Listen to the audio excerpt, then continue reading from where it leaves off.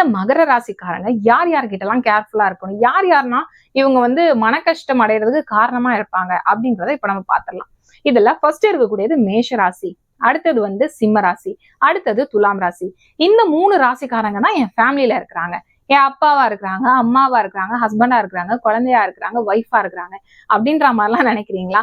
அது அப்படிதான் இருப்பாங்க. ஏன்னா இந்த 3 ராசிகளும் உங்களுக்கு வந்து ஒரு நல்ல காம்பினேஷன் உள்ள ராசிகள்.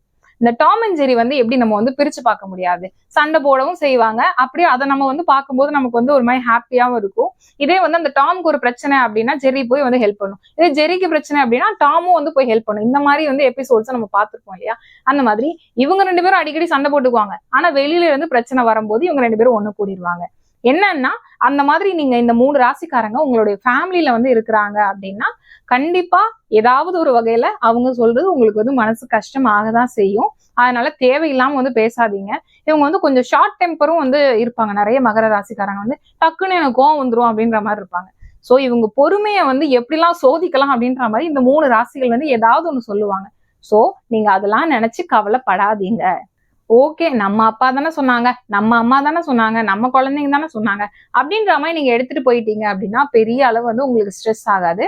ஆனா அதுக்கு வந்து நீங்க ரொம்பவே போராடி ரொம்ப முயற்சி பண்ண வேண்டியது இருக்கும். சோ இந்த 3 ராசிக்காரங்க கிட்ட நீங்க வந்து கொஞ்சம் கேர்ஃபுல்லா இருந்துக்கோங்க.